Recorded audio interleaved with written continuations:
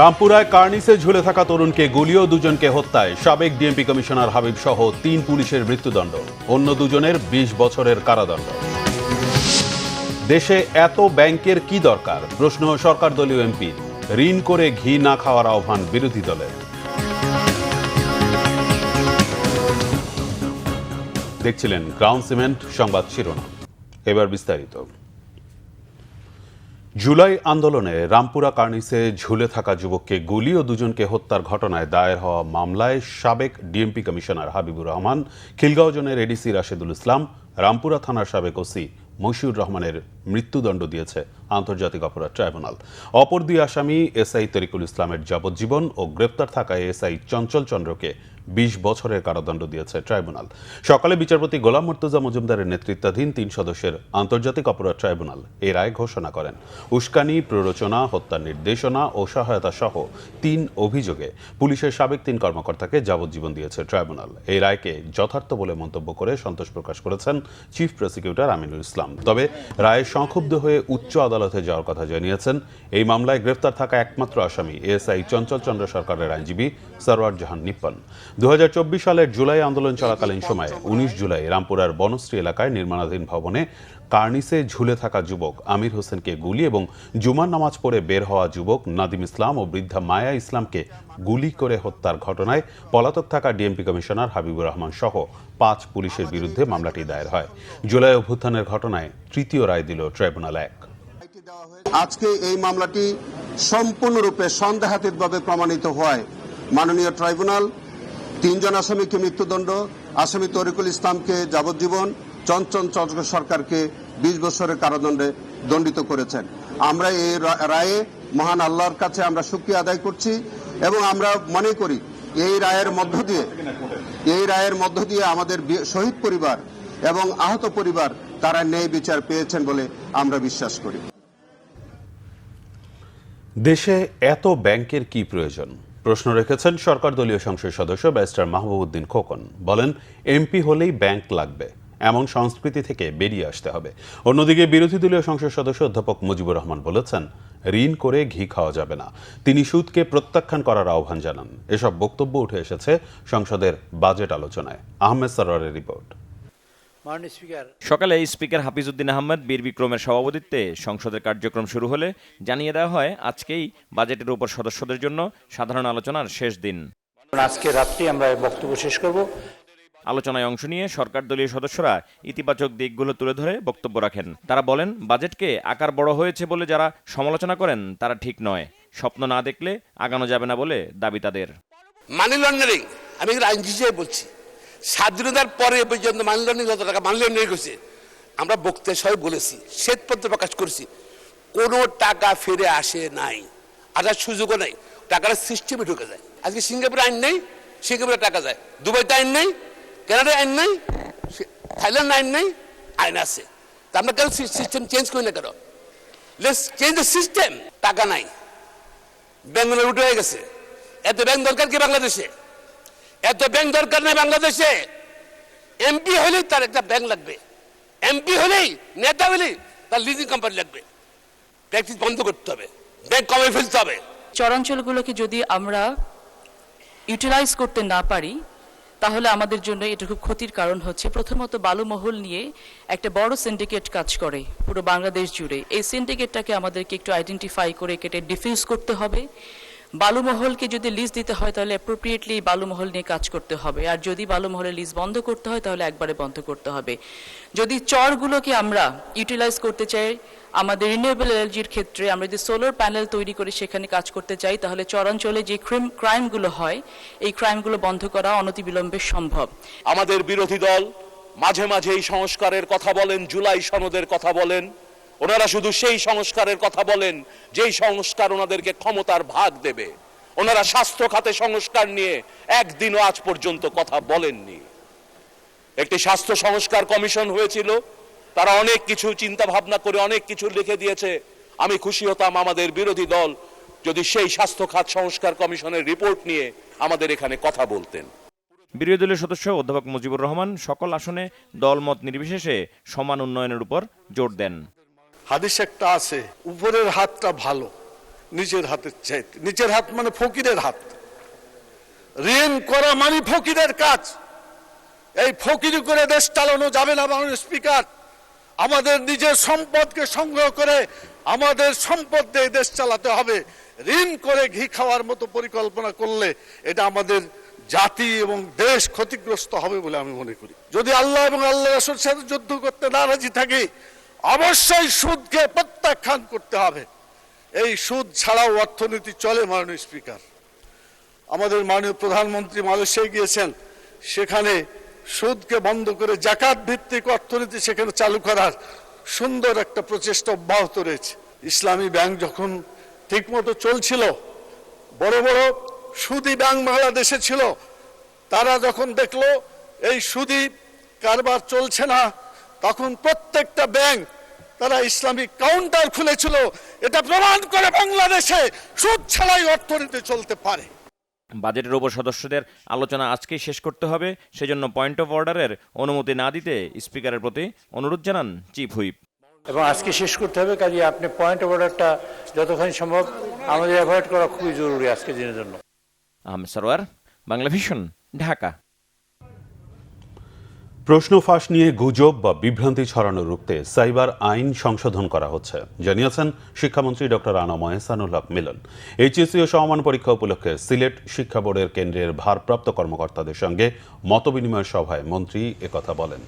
শিক্ষামন্ত্রী বলেন, অন্তর্বর্তী সরকার গণিতে কাঁচা ছিল। তারা মাদ্রাসায় 17,000 শিক্ষক নিয়োগ দিলেও সেই অনুযায়ী বাজেটে কোনো বরাদ্দ রাখেনি। এছাড়া প্রাথমিকের প্রায় 60,000 শিক্ষা প্রতিষ্ঠানে প্রধান শিক্ষক নেই।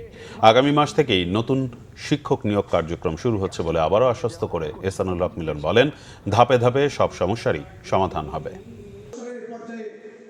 প্রশ্নপত্র আউট হবে না, কিন্তু বিভ্রান্তিকর নিউজ দিবেন, এটা কি বিচার হতে হবে না? এই জন্য সাইবার অ্যাক্টের পরিবর্তন হচ্ছে এবং আমাদের আইনেও রয়েছে যে এই ধরনের বিভ্রান্তিকর নিউজ যারা দিবে তাদেরকে দণ্ডনীয় অপরাধ হিসেবে না হবে। দেশ জুড়ে 2,60,00,000 লাল ও নীল রঙের ভিটামিন এ প্লাস ক্যাপসুল খাওয়ানোর লক্ষ্যমাত্রা নির্ধারণ করেছে সরকার, জানিয়েছেন স্বাস্থ্যমন্ত্রী সর্দার মোহাম্মদ শাখাওয়াত হোসেন। বিগত সরকারের সময় টিকার ঘাটতির কারণেই শিশুরা হামে আক্রান্ত হয়েছে উল্লেখ করে তিনি আরও জানান, হাম প্রতিরোধে এখনও বাড়ি বাড়ি গিয়ে টিকাদান কার্যক্রম চলমান রয়েছে। ভিটামিন এ প্লাস ক্যাপসুলও হাম প্রতিরোধে সহায়ক ভূমিকা পালন করবে। মোবাশ্বের আহমেদের রিপোর্ট। শিশুদের রোগ প্রতিরোধ ক্ষমতা বৃদ্ধিসহ রাতকানা রোগের প্রাদুর্ভাব ও শিশু মৃত্যুর ঝুঁকি কমিয়ে আনতে দেশব্যাপী শুরু হয়েছে ভিটামিন এ প্লাস ক্যাম্পেইন কার্যক্রম। রবিবার সকালে শাহবাগে আবু সাইদ কনভেনশন সেন্টারে এই ক্যাম্পেইনের উদ্বোধন করেন স্বাস্থ্যমন্ত্রী সর্দার মোহাম্মদ শাখাওয়াত হোসেন। তিনি জানান, অপুষ্টিজনিত রোগ প্রতিরোধে 6 থেকে 11 মাস বয়সী শিশুকে একটি করে নীল রঙের ও 12 থেকে 59 মাস বয়সী শিশুকে একটি করে লাল রঙের ভিটামিন এ ক্যাপসুল খাওয়ানো হবে।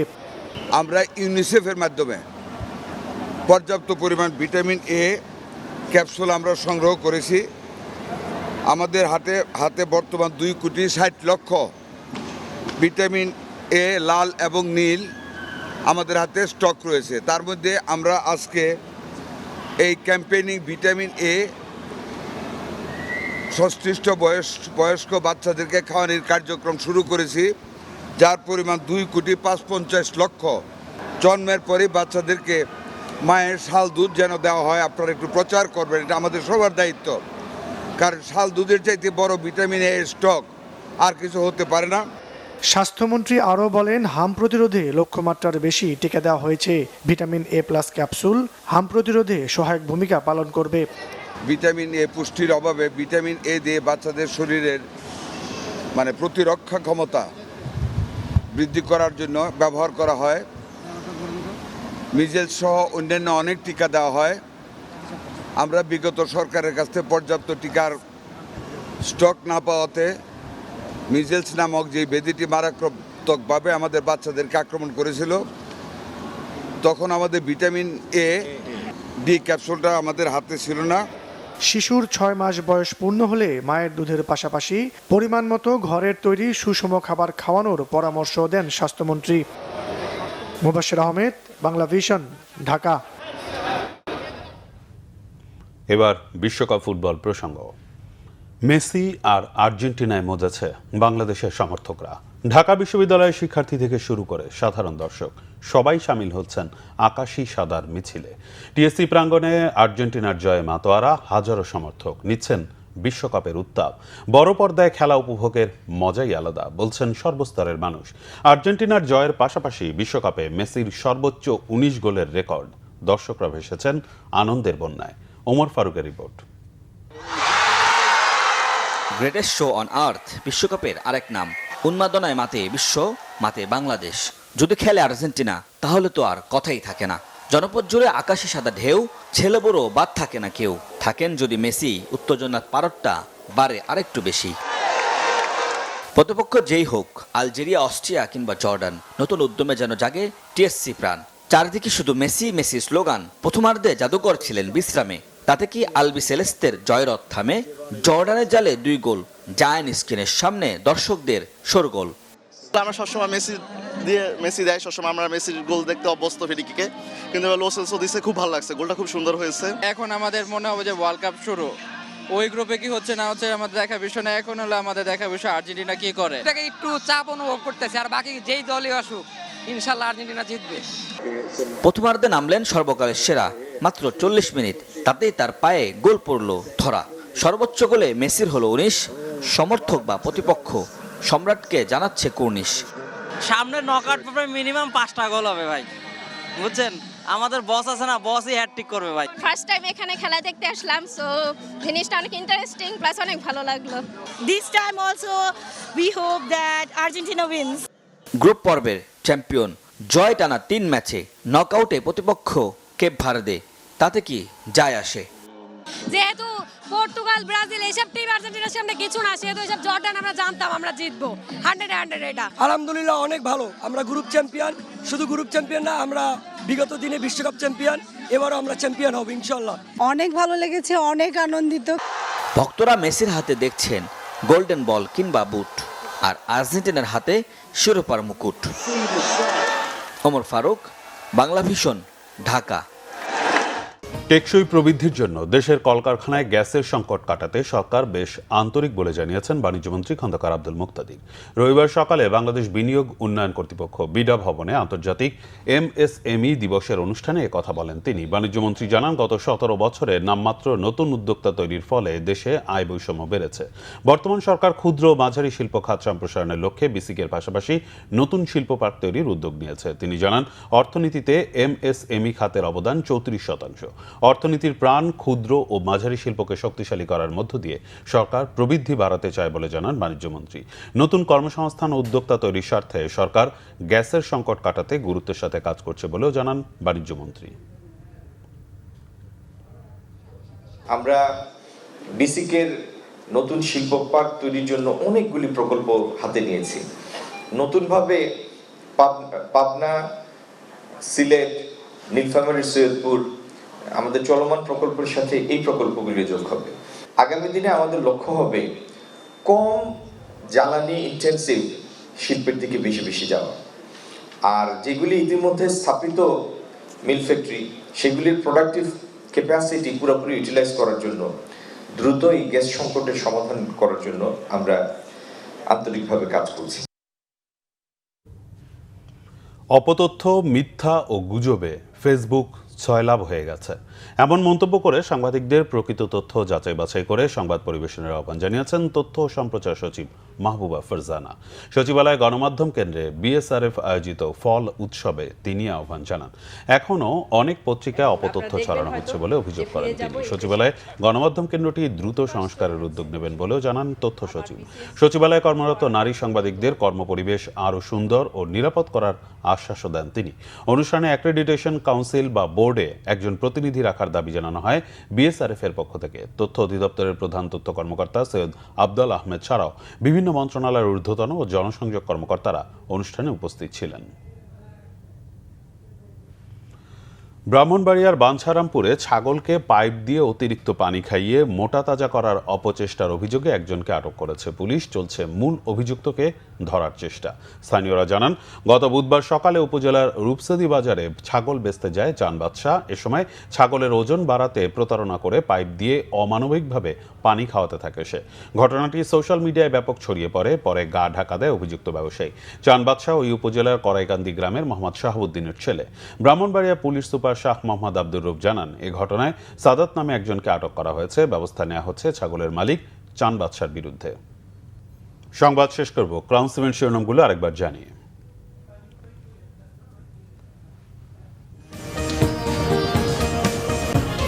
রামপুরায় কার্নিসে ঝুলে থাকা তরুণকে গুলি ও দুজনকে হত্যায় সাবেক ডিএমপি কমিশনার হাবিব সহ ৩ পুলিশের মৃত্যুদণ্ড, অন্য দুজনের ২০ বছরের কারাদণ্ড। দেশে এত ব্যাংকের কি দরকার, প্রশ্ন সরকার দলীয় এমপি। ঋণ করে ঘি না খাওয়ার আহ্বান বিরোধী দলের। এই ছিল এখনকার মতো। পরের সংবাদ বিকেল ৪টায়, এর আগে ৩টায় রয়েছে নিউজ টপ 10 দেখার আমন্ত্রণ রইল। এতক্ষণ সাথে থাকায় ধন্যবাদ।